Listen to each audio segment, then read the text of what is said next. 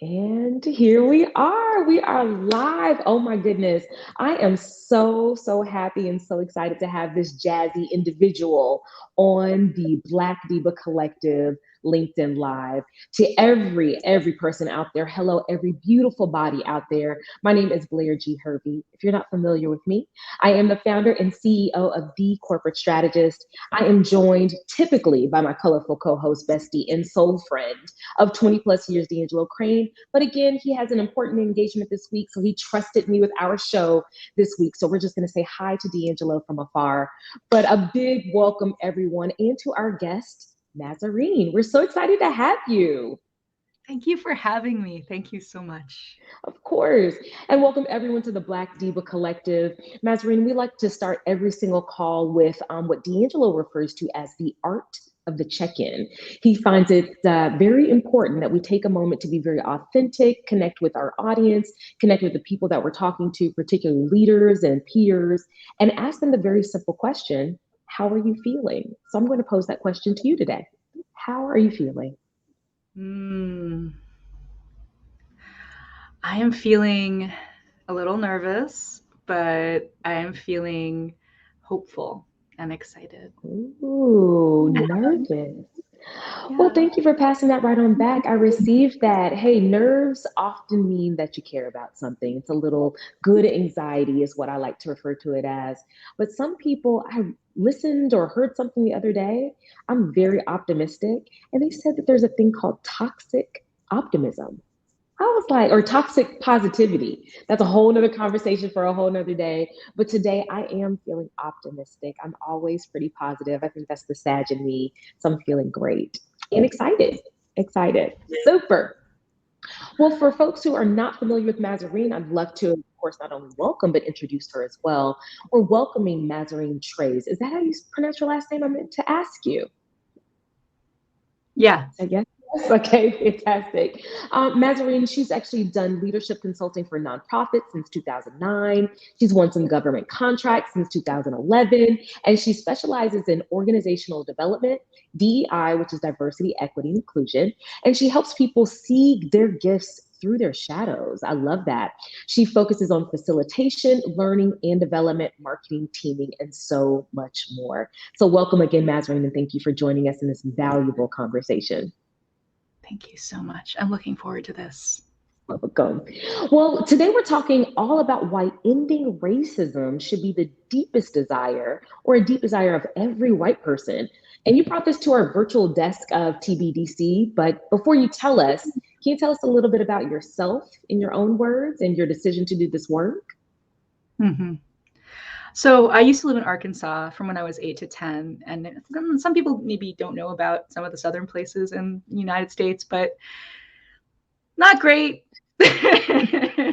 Not great for Black people. And so that was the first time I really saw extremely open racism. And I was like, well, this sucks. And I didn't know what to do about it. I was a little kid. So then I went home and thought about it and eventually joined the Urban League and was fundraising for them for a while in Portland, and then stopped that, started my own business, and really started to get clear about, what are systems of oppression and how do we, start to understand them, and start to kind of unpack and deprogram and decolonize our own minds. So that's kind of the journey I've been on since 2020 for sure. I was trying to do it beforehand, but now I'm just like, I'm way more all in. And I think the murder of George Floyd and Breonna Taylor really galvanized me to feel out what, and the uprisings all over, right? Galvanized me to Mhm. think about what comes next and how can I be in solidarity with this work. Truly. And moving from Atlanta, Georgia, me personally, and seeing white people on the front lines in Portland, Oregon was a little different for me. I was just like, okay, I'm gonna let white people do white people. I'm gonna let y'all have this conversation. I'm gonna let y'all fight it on out. I'm gonna go ahead and head back onto the house. So it's great to see folks like you who are having these epiphanies, whether some folks think that it may be later in life or whatever the case may be, you are making a choice to sit in the discomfort, to educate yourself, to educate others as well. And I appreciate that. I know one thing that you said to me in one of our latest meetings. So, firstly, I think we have to shout out, is it Della Ray that connected us? Della Ray reconnected us. Love her so much. Yeah, Yes. I think it was at the Women's March in 2020 when we initially met. And I want to say, was it Joe that actually connected us? Summer?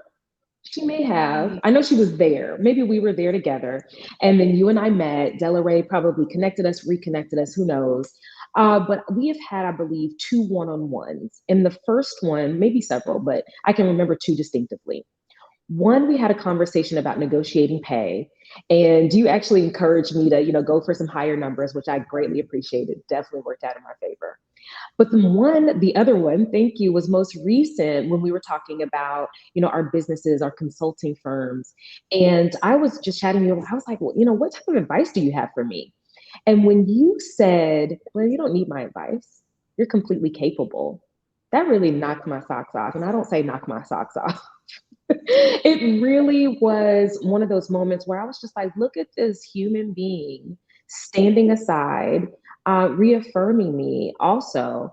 But I mean, I don't see that happen very often. So I would ask you, how do you encourage your colleagues to do that type of work? Not just to think it, not just to say it, not just to feel it, but in a moment when it's time for them to do what some folks may think is the smallest thing, but to do things like that to encourage other Black folks. mhm. That's a great question.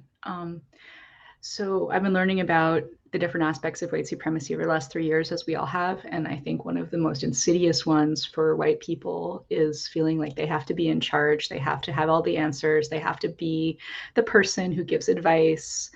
And so in our conversation, I remember the moment very well because you really deeply touched me in your receiving of when I said that. And I remember thinking, I get to step outside of my conditioning now. I get to be um, a person who says, I don't know, and I don't think you need my advice anyway, because you're already way more successful in such a short time than, anyone could have imagined. Maybe you imagined it, but I have such respect for you and such incredible, like, I don't even really know you very well, but I feel like I see what you've done already, and I'm just so amazed by you. And so, Thank you. I just felt like, why should I go back into my conditioning when I have a chance to not do that? But I mean, standing in the shoulders of giants, right? Like going into bell hooks and The Belly of the Beast by Deshaun Harrison, and the book called The Virtue Hoarders by Catherine Liu. Like all of those people, those authors, those visionaries, those works really helped inform my response to you, because the nonprofit sector where I often play is full of virtue hoarders, like white people. They're all like, guess what? Because I don't eat Cheetos, I'm better than you. And like, I'm guilty of thinking that. Now I'm like having to step back of all these judgments I've made and keep making and be like, oh, well, just because you're a Virgo doesn't mean you have to judge all the time. So so but the constant need to like question your every response and Mhm. say how much is me and how much is my mask of whiteness, white supremacy. And that's, I think, to go to the theme of our talk today, one of the deepest reasons why I feel like ending racism should be the deepest desire of every white person, because all of the fears that you have as a white person are white supremacy, like every single one, related to capitalism, related to, right? But Mhm. the fears my mother taught me, being poor or being old and alone, or Mhm. you know um, being too fat, right? It comes from anti-blackness and it comes from white supremacy. And when I started to see that, I started to realize, wow, so many things that I thought I really should care about are just fucking bullshit. Mm. Is that a long answer to your question? But that's why I'm like, we have to get everybody free. You don't have to live like this. This is Come on. Yeah. bullshit. You know, I love what you said. First, you were the first person to cuss on our platform. So thank you for that. You opened the door. Okay, great. Sorry. It's all good. It's all good. But the other part of what you said, a lot of folks' fears or white folks' fears are stemmed and steeped in white supremacy. I mean, to hear that, I'm sure there are people that are listening or that will listen to this later. And they're like, nope, that's not me. Let me turn this off. Instead of really having that under, I mean, even the fat phobia that you mentioned in there. Because I mean, I'm 4'10", but honey, she's curvy, right? You can't help That's right. it. Yes. But Yes. there are a lot of, women that are my height that wouldn't want, I mean, they say that they want these curves, but they don't want these curves. They think that, you're supposed to be 120 pounds or your BMI is supposed to be, I can't remember what it's supposed to be, which is also steeped in white supremacy, right? Because it's based on a certain body type. But you saying that, like you said, I mean, it can free a lot of people. So I appreciate you making that statement in itself and you bringing this conversation to this particular platform. I do want to, since D'Angelo isn't here, he made a statement on our post on Facebook. Um, and he said, a man who stands for nothing will fall for anything. And he quoted Malcolm X in saying that. He said, it's each of our responsibility to help end racism in America, and white people should be fully engaged in the process. Creating true equity helps everyone to be successful in our communities and organizations. But I added, decentering whiteness gives us all an opportunity to thrive. What are your thoughts on those particular comments there? Does any of that kind of resonate with you? Yeah. Yeah, so decentering whiteness is huge. And I'm reminded of my interview with Dr. Deborah Jenkins, Dr. Debbie Yes, Jenkins. we love You Dr. know her, Debbie. right? Yes. Yeah, former head of the sociology department at Clark College, just an incredible leader. I interviewed her on my podcast in like 2020, and she said there's 6 stages of racial awareness. And I thought were really, really powerful. And the first one is like, you don't even know that like you're swimming in this water of white supremacy. And she quoted, uh, Will Smith's show. I forget the name of it. I'm sorry. Bel Air, Fresh Prince of Bel Air. Yeah, Bel Air, Fresh Prince of Bel Air. Like how like Carlson got pulled over, and his dad's like, he's like, Dad, maybe I was just driving too slow, and his dad's like, I used to think that too, son. Guess what? Hmm. Hmm. No, no, Right. you were a black man in a nice car. That's what was up. So like, and then so she starts going into like, okay, then this is how people kind of process what's happening. And they start to be like, I only want to be around my people. And now I'm like starting to understand why this happens, and it's not personal, it's systematic. And then eventually some people go to, I want to teach other people and help other people get free of focusing and being under this mask, right? Right. I mean, I really feel like there's like a book I read called like Black Faces, White Masks or something like that. You know, like there's like so many ways that we incorporate whiteness into our lives and how it harms us. And our fears, like we address that, but also like expectations at work, right? Since we're streaming on like LinkedIn as well, like Yeah. this is you don't have to tell you. That's why, I'm glad you are here in your full authentic self. It's so interesting. Whenever I come on this platform, like at the very beginning, I was like, okay, let me make sure I wear, a cute little dress with a collar, or let me make sure because you can only see me. And every day, I know D'Angelo's out there like, girl, you dress down more and more. And I'm like, I sure do. I took my braids down today. You got me in my vintage Versace jacket, just a cute little Walmart hoodie. But I am myself and I can be my full self when you don't feel like you can be that because there are certain standards that you feel like you have to, rise up to. And you feel like some of those things are par for the course in corporate America. As a Black woman, I'm just like, okay, if I'm at the beginning of my career, I know I'm going to have to take this. I know I'm going to have to hear this. As an L&D professional, so we both were in the L&D field, it sounds like learning and development, all of the learnings were centering whiteness, whether it was, your Brene Browns of the world. Don't get me into the sales techniques and all of the different sellers and the different motivational speakers. I'm like, I know that there are other people who can teach us executive presence. I know that there are other people who can. So I love what you're talking about when you're saying whiteness is centered in a lot of different ways, but we all have to think about how do we decenter that and dismantle that. I was actually just speaking with someone yesterday who shared how challenging it is in tech spaces to speak up because the people that are actually benefiting seemingly have so much at stake, and they will bystand in public and upstand behind closed doors. So my question for you is, what advice do you have for those white folks who feel, too uncomfortable or afraid that they're going to say the wrong thing when it's time to stand up against racism? I would say that I'm totally complicit in doing exactly that behavior. And I'll Mm, say, tell me more. a friend of mine named Kishana, we were at a conference together, and she's like, I'm doing the Kishana tour. And then this white woman was like, and I'm going to do the blah, blah, blah tour, basically just immediately stealing her idea. Of This course. white lady, right? And so Kishana's like, are you going to stand up for me or not? And I'm like, yeah, I got to go do that. So I went and did it because she told me to, right? And it still was like super uncomfortable. And so for white folks that are like, oh, maybe this is wrong. Maybe what should I do? Yeah, walk up to them and say, what you said was fucked up. Don't Hmm. steal her work or whatever it is.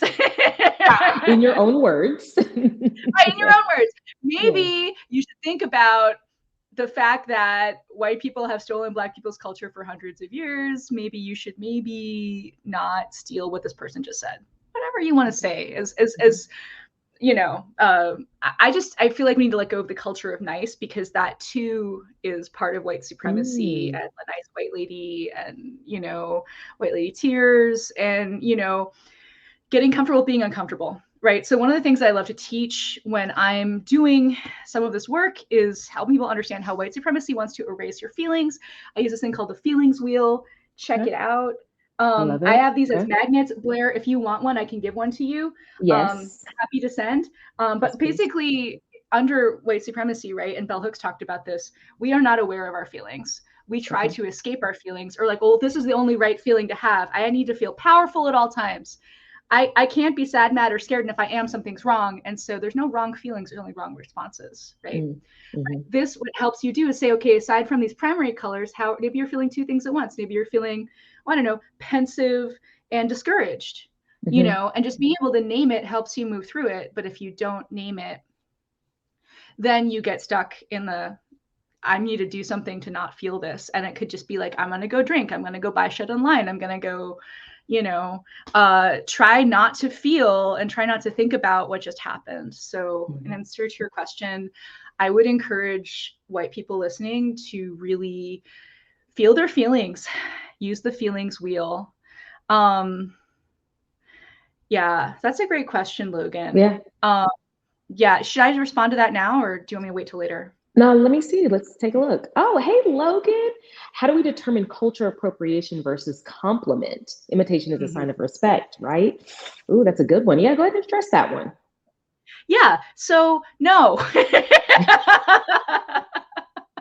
Because, and this is a learning moment for me. In 2019, I Oh, had a podcast called Name It with a woman who was from Korea who talked in AAVE all the time. And I didn't know what the problem with that was. And tell then the I was people like, what AAVE is because they may yeah, not I'm know. sorry, African American Vernacular English, right? Mm-hmm. So Mm-hmm. AAVE means like she'd be like talking like Aquafina, which is also problematic, right? Like people who appropriate Black culture will be appropriating Black sayings and ways of talking and stances and oh Mm-hmm. god, I see it everywhere now. I see it everywhere. So when you start to see it, it Mm-hmm. changes your taste. And then I had to go on and be like, I'm sorry, we're not going to do this anymore. And I fucked up. And I was on a DEI podcast, fucking up for a whole year before I realized that I was doing that. Okay. Okay. So Okay. imitation is not a sign of respect. Imitation is a sign of appropriation. So I wouldn't have said anything unless my friend told me to speak up, because I believe that you shouldn't just stick up for someone unless they're like okay with you doing that. So the first thing you do when you hear someone doing this is to check in with your friend, being like, hey, does this feel like maybe you want someone to like speak up for you at this point? And let them say, because there could be worse fallout for them than there is for you.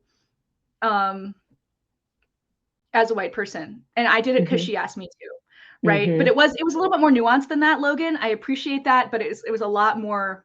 There's more I'm not saying, basically. Yeah. So just Yeah. letting you know.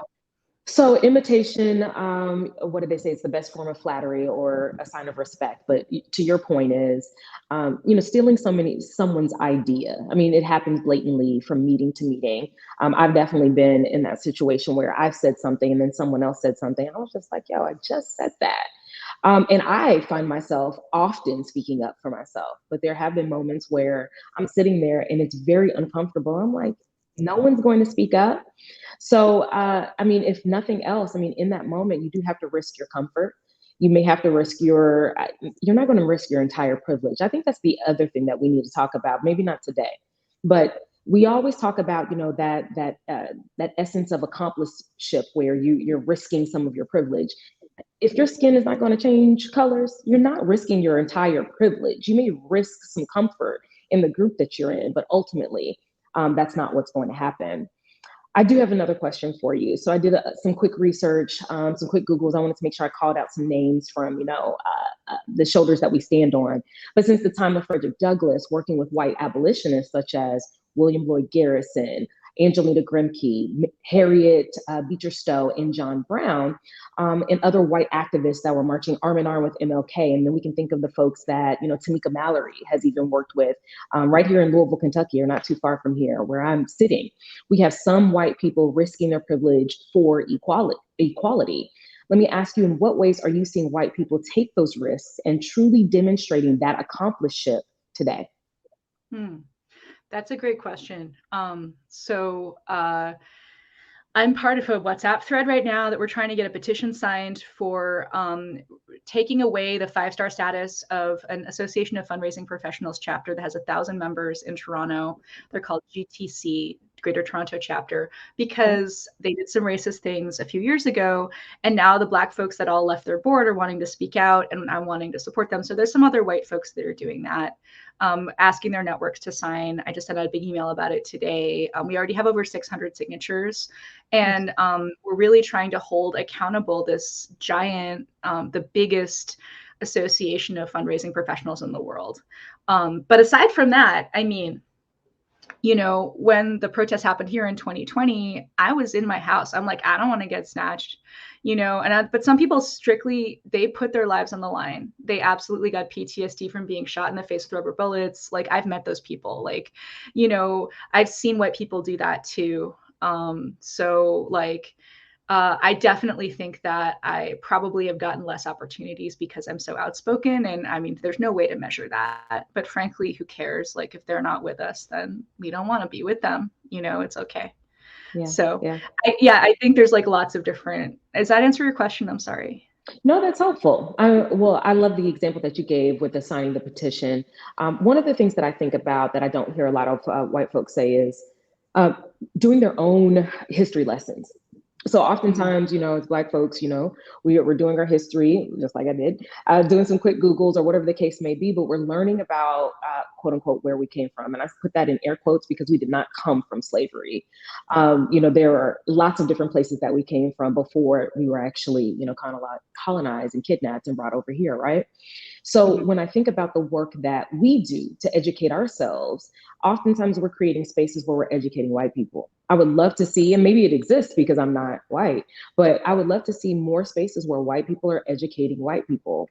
Back in 2020, Karen Foster, she created a group or a session. It was called Stop Asking, Start Doing. And so I worked arm in arm with her. We created the actual space, but we had white women that were actually educating other white women on the history of racism. And so I think that's really important, as well as, folks learning like where this came from. It didn't just come out of the blue. And I'm so tired of hearing, well, my parents or I wasn't a slave owner, but there is still harm that you perpetuate in not knowing and not learning. So what spaces can white folks go into? I mean, the book clubs are good too, obviously.